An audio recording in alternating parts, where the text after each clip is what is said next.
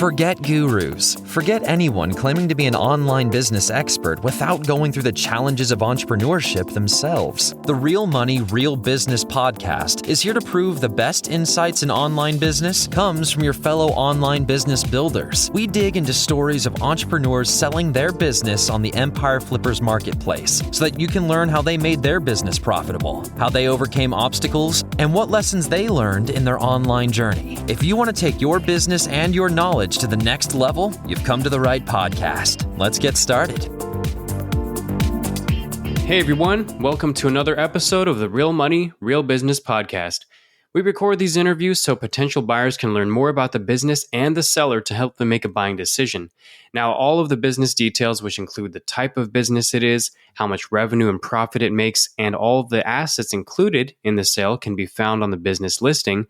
To view this information, you can visit empireflippers.com/marketplace and search for this business listing number, which is listed in the video thumbnail and the description. Or if you're watching this on YouTube, you can click the link in the description to go straight to the listing.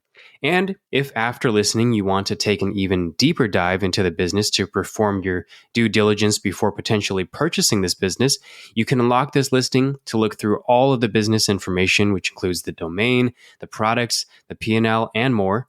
So can you tell us a little about your background in building and running online businesses? I've been running Amazon businesses for about 8 years. Some of those I've started, some I've acquired.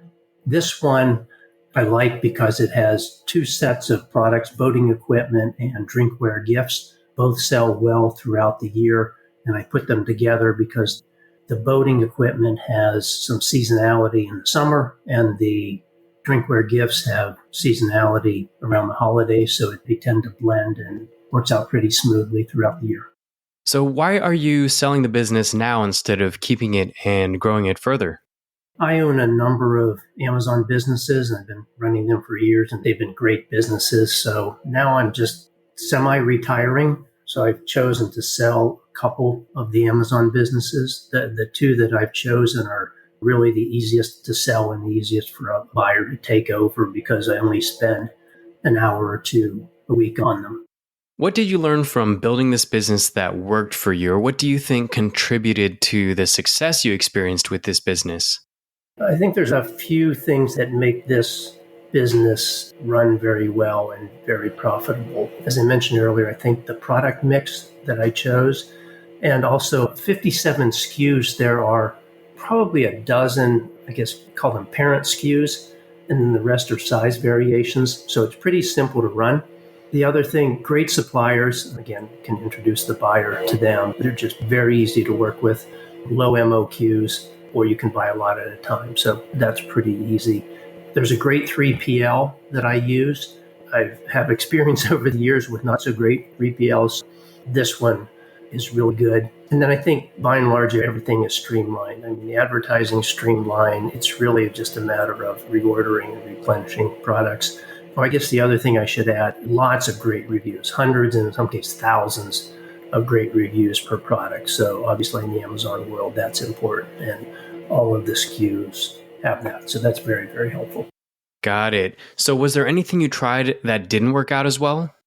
Over the last year and a half or a couple of years, I've tried a couple of outsourced ad agencies or third-party software, rules-based software that in theory is supposed to manage bids and achieve a certain ACOS or TACOS. I've tried enough of those to believe that none of them are very good.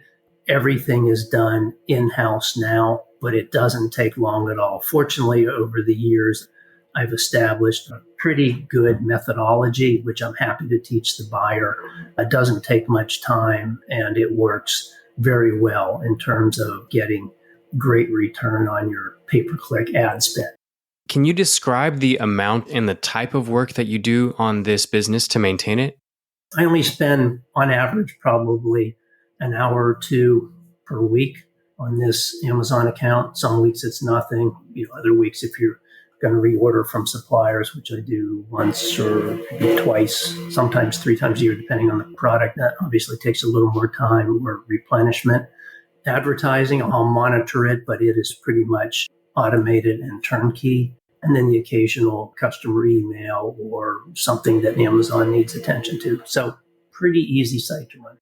Now, if you were to keep the business, what are some ways you would try to grow it?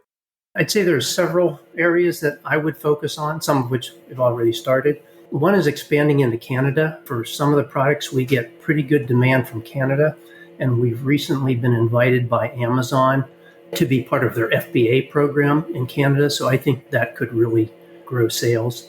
Another area is, which we've already started, is shipping product direct from suppliers offshore into Amazon warehouses. I used to do some of that pre-COVID, and then of course the COVID delays and Amazon's inventory issues made that not so tenable. But now it's quite realistic, and that's appealing because it'll save you a fair amount, if not all, of the 3PL associated fees from receiving, shipping out, storage fees, that type of stuff. We also have one of our product lines we've developed, I guess you could say, a support product or an associated product that not only applies to our products, but also to all other products in the space. We've recently launched that has a very low MOQ and USA supplier, so you could scale that as needed with very little inventory investment. And then last thing I'd recommend is opening a Shopify store for the boating equipment. Our research shows that there's not a lot of good sites if you do Google searches for the products we're selling. So I think you could grab a pretty good chunk of the market there to complement Amazon sales. And how much support are you willing to offer a buyer who acquires this business?